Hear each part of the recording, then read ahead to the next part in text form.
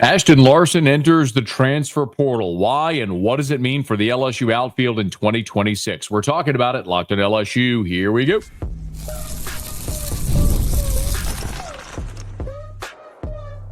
You are Locked On LSU, your daily podcast on the LSU Tigers. Part of the Locked On Podcast Network, your team every day. Okay, let's get it. It is Locked on LSU, your team every day. I'm your host, Matt Moscona. Thanks so much for making us your first listen. We are free, available wherever you get podcasts, of course, on YouTube as well. So please subscribe. As always, one of the fastest ways to help us grow is by leaving your comments below. So thank you sincerely for that. Today's episode is brought to you by FanDuel. Right now, new customers can get $150 in bonus bets when your first $5 bet wins. So the news that LSU outfielder Ashton Larson is entering the transfer portal probably comes as very little surprise to most LSU baseball fans, considering the decreased role that Larson took in 2025. How did they get to this point, and where does LSU go from here is kind of the bigger question that lingers. So we're going to delve into that and some big football recruiting news that we'll get to here to wrap up the show in just a smidge. So thank you so much for being here with us. So let's start with Ashton Larson and kind of the how we ended up here.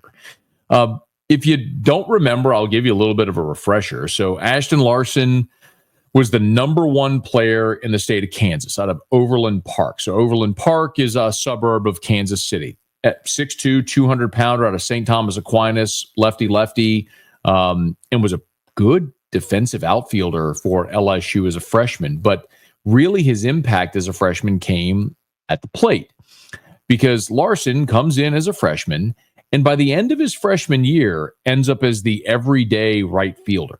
Early in the season, he was more of a pinch hit at bat from the left side. We get a spot start, defensive replacement, get some ABs in the midweek. But by the time LSU got to the Arkansas series a year ago, again, this was his freshman season, he had sort of entrenched himself and never gave up the spot. I'll remind you that as a freshman, Ashton Larson led LSU in batting average in conference play. Let me say that again. As a true freshman, Ashton Larson hit .337 in conference games. That was best on the team. 8 doubles, 3 homers, 10 RBI, 16 runs scored. He was really good. Ended up starting 40 times, played in 53 games with 40 starts at .298 on the season. So just a smidge under 300 for the season. But again, his SEC batting average was .337, which led the team. He was incredible. He was freshman all SEC because of his efforts. And then coming into this season as a sophomore, the expectation was, okay, Larson was so good as a freshman, he'll take that leap from year to year, and it'll be fascinating to see what he looks like in his sophomore season. And my goodness, it just never materialized.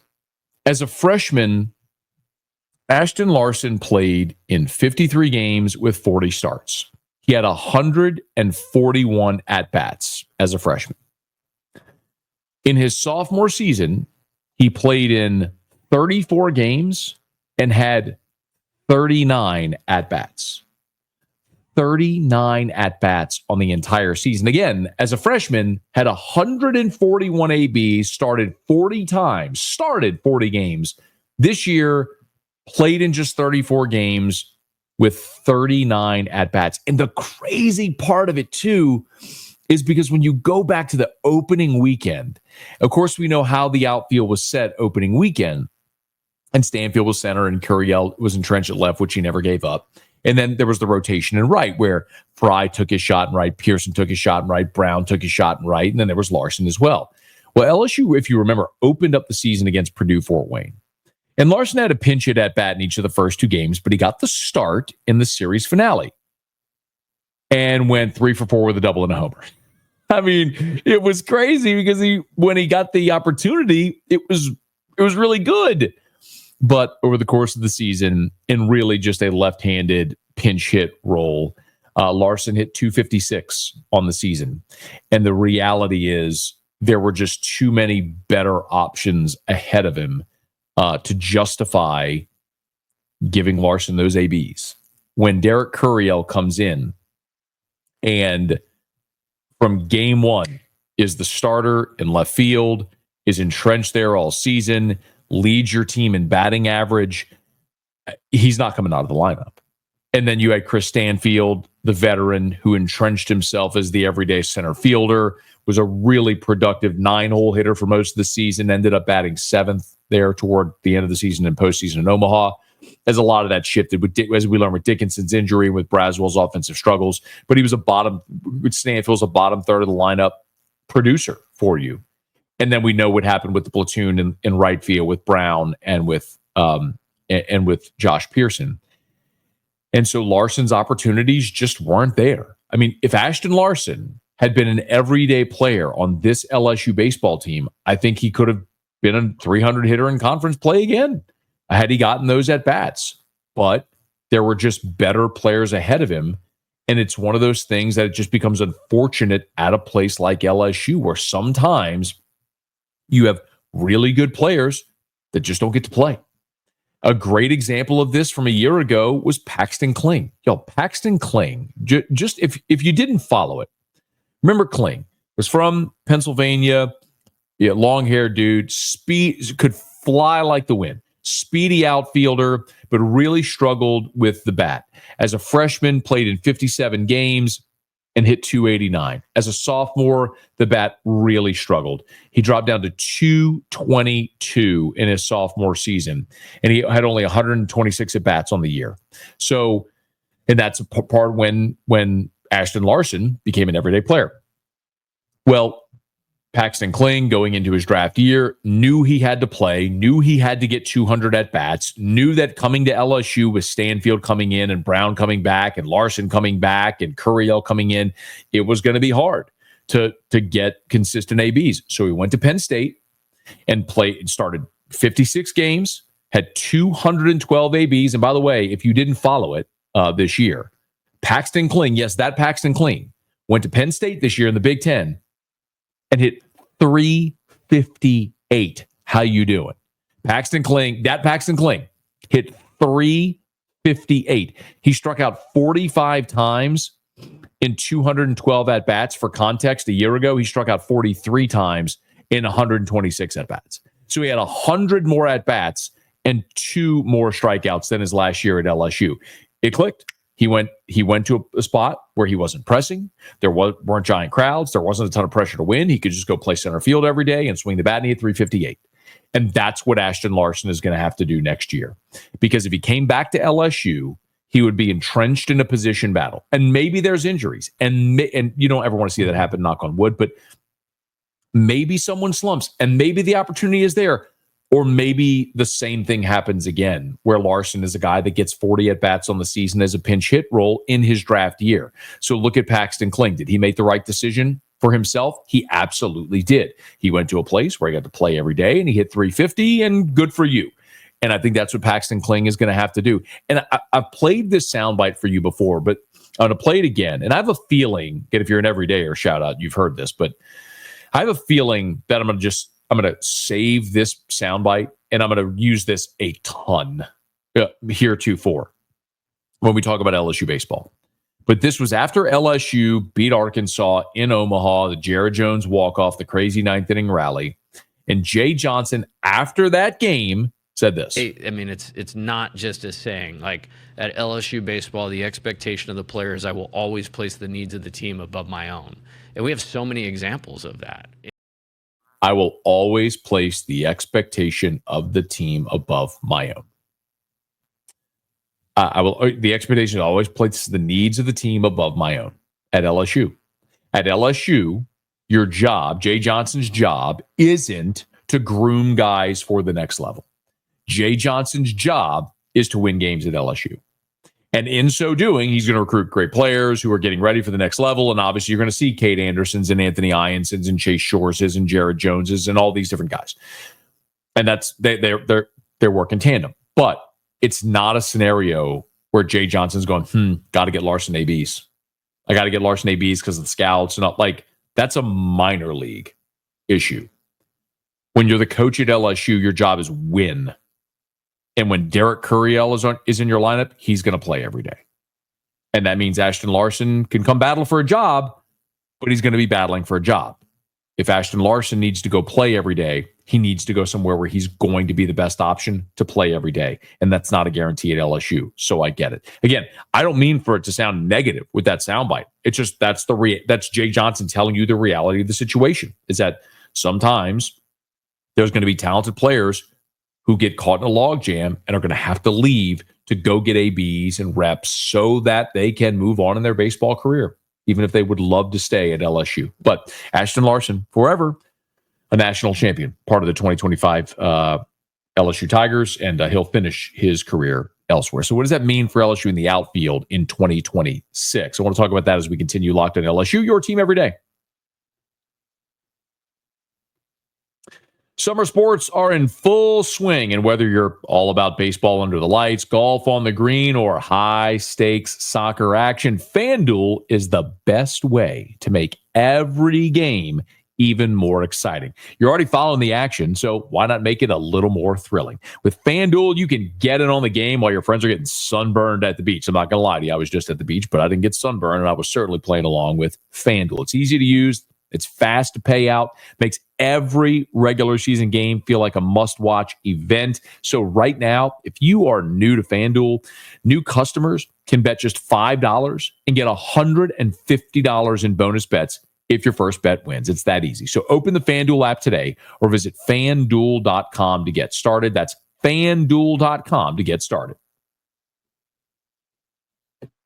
So Ashton Larson enters the transfer portal. What does that mean for LSU's outfield in 2026? Well, let's start with what we know, and then let's start with what's a little bit up in the air, okay?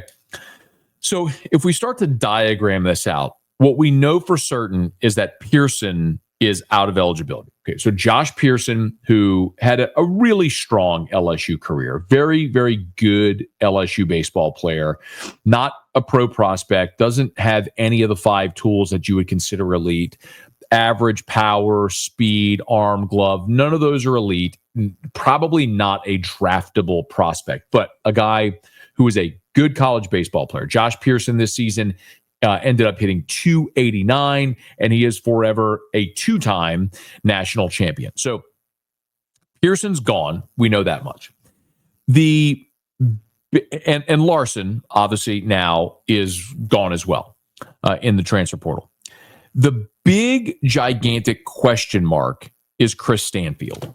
So Chris Stanfield spent 2 years at Auburn, came to LSU, played this year. It's now his draft year, but he has another year of eligibility remaining. And this is, in talking to scouts, almost a carbon copy example of what happened a year ago with Michael Braswell. So Braswell came to LSU from South Carolina. The thought is he would play here 1 year. He would cede the shortstop job to Milam. He'd be off to pro ball. That's why LSU brought in Tanner Reeves. And they brought in Daniel Dickinson. And then we saw what happened. Braswell went undrafted. He had nowhere to go. So he's back at LSU to LSU's benefit. Now, the bat didn't work, but he was fantastic defensively at third base. But it cost you Tanner Reeves, because Reeves obviously ended up riding the pine this year, just didn't have a spot. And now Reeves is, has a decision to make for next year. Does he come back to LSU? Does he enter the transfer portal? See if there's an opportunity pro ball. Anyway, but the thing for Jay Johnson and his staff is, as they're building a roster, they're doing it with a thought in mind of who's going to be back and who isn't. So a year ago, they were building that roster with the thought that Braswell was going to be off in pro ball, and then he wasn't. So now that's a guy who you have to bring back. Because, by the way, just in case if you're not aware of this, you cannot cut transfer players. If you cut transfer players, it's going to hurt your ability to get transfer players in the future. So when Braswell wanted to come back, you're taking him back. So it's the same thing with Stanfield. You're building this roster for 2026 with the idea that Chris Stanfield is going off to pro ball, that Derek Curiel is going to be your starting center fielder next year, that Ethan Fry is going to be in left, and Jake Brown's going to be in right. Like, get out your Sharpie, write it down. Like, that's what it's supposed to look like. But what happens if Chris Stanfield comes back? What if he doesn't get drafted? Because remember, Stanfield, if you look at the 5 tools that we just talked about, he's shown the ability to hit for average, and he's a good glove in center. He doesn't have elite speed. He doesn't have an elite arm, and he doesn't hit for power. Hit 1 home run on the season. So Stanfield isn't a high-end projectable prospect. That's not to say a team somewhere in the draft wouldn't take a flyer on Chris Stanfield in one of the later rounds. It's just to say, like, that's not going to be a top 10 round guy that's a no doubt signing.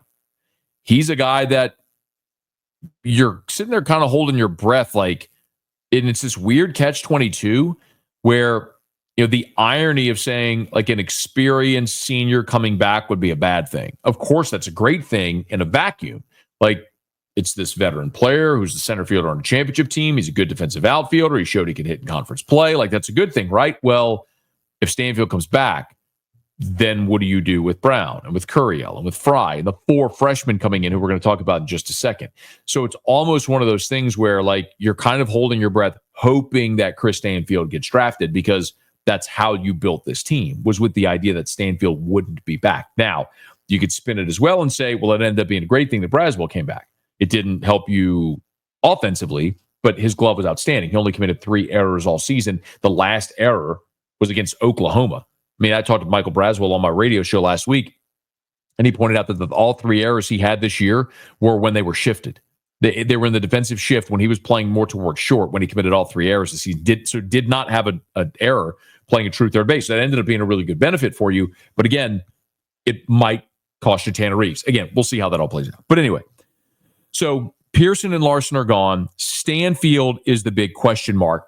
And then the other guys are what we talked about, sort of, that we know. Derek Curiel, take your Sharpie and put him in center field.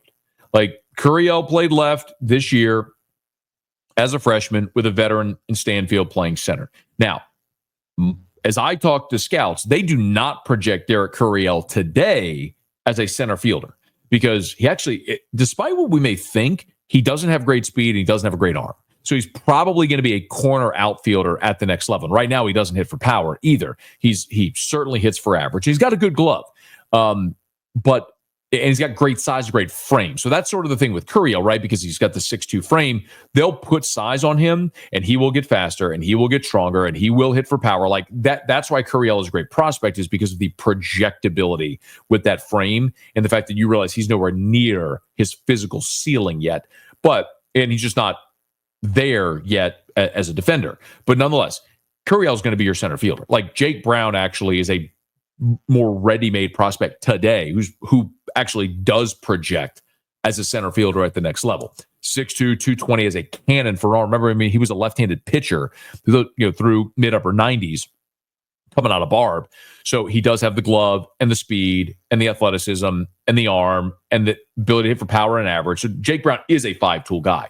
But Curiel is going to be your center fielder. Brown, as I understand it, is coming back. They've taken care of him with NIL, rev share money. He will be back. He'll be your right fielder.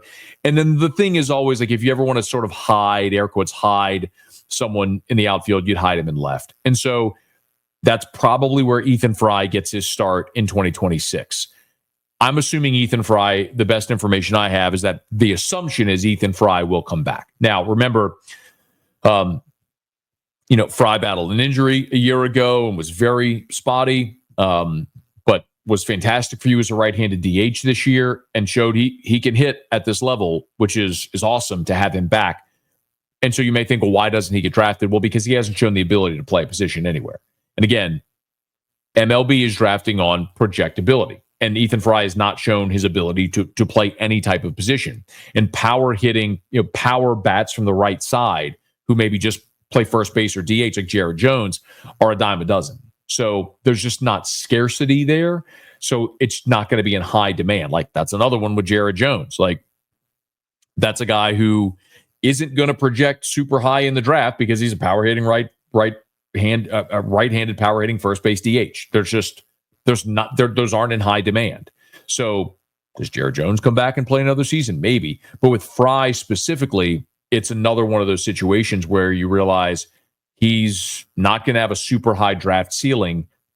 Probably comes back next year because he'll make more in NIL rev share coming back to LSU next season than he would being drafted in the late rounds and going riding a bus in low A next year. So something to keep an eye on with how that outfield looks. Again, very likely from left to right, Fry, Curiel, Brown. And then remember, the Tigers do have 4 freshman outfield signees that we'll keep an eye on with the draft. But Nathaniel Davis is a 6-foot outfielder. Malachi Washington, 6'1", 195. Ashton Murphy, 6 foot, 190 pounds. And then Wesley Robertson, 6 foot, 175. Those are your 4 outfielders that are signed as part of this 2026 class for LSU. For the 2026 season. So it's 4 incoming freshmen. And then there's always the possibility of going into the transfer portal if the right name pops up. You feel good about what you have right now, but if the right name pops into the portal, that could be one where the Tigers could go take a look. Jay Johnson has an opportunity to better his team at any point. You know he's going to take the opportunity to do it. So that's what we'll keep an eye on with Larson entering the portal, keeping an eye on Stanfield in the draft. Fry likely to return, but we'll wait out the draft and see how it goes. And we'll keep an eye on the 4 freshman outfielders as well and how that may look for 2026. Okay, we'll wrap up with a quick football recruiting tidbit here on Locked On LSU, your team every day.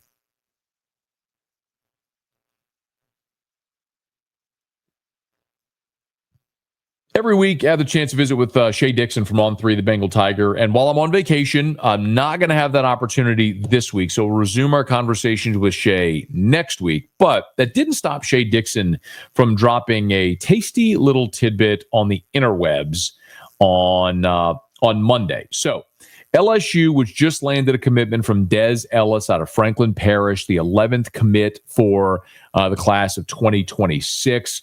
Again, a 3-star athlete projecting as a cornerback. Well, a day after that commitment, our buddy Shea Dixon from On3, the Bengal Tiger, and On3's national recruiting expert, Steve Wiltfong, have both entered On3 RPM picks. That's the recruiting prediction machine for LSU to land 4-star Trenton Henderson out of the state of Florida. I'll give you a little bit of the bio here on Trenton Henderson. Henderson is an edge.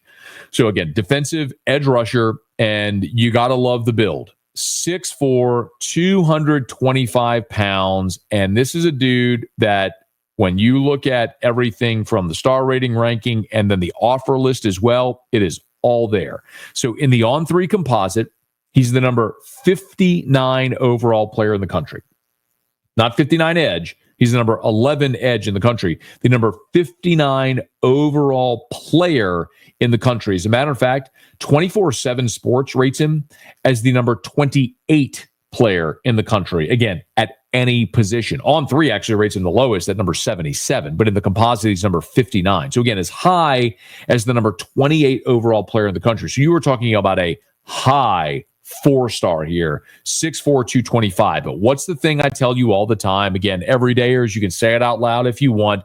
I am less concerned with your star rating, your ranking, and more concerned with your offer list. So who has offered Trenton Henderson as of right now? Well, it's LSU, Florida, might have heard of them, Auburn, Michigan, Texas, Florida State, Southern Cal, Miami, Alabama, Mississippi State, Vanderbilt, Georgia, Notre Dame, Texas A&M, Tennessee, Oklahoma, Ole Miss, South Carolina, Illinois, Washington, Kansas, Wisconsin. I could go on because there's a whole nother page of offers here as well. But the bottom line is this is a high-level 4-star that everybody in the country wants, that LSU's lead recruiting guy, Shea Dixon, and the national recruiting guy from On3, Steve Wiltfong, are both projecting will land in Baton Rouge. Now, Henderson's finalists are LSU, Florida, and Texas. He did make official visits to all 3 in June during the open recruiting period. Again, they're in a dead period right now to the last week in July,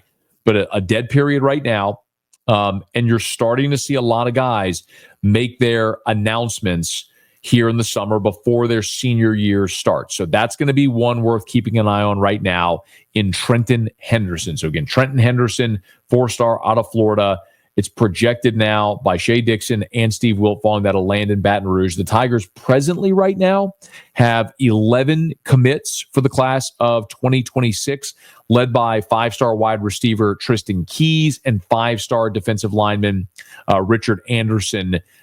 Keys out of Hattiesburg, Anderson, the number 1 defensive lineman in the country from New Orleans there at Edna Carr.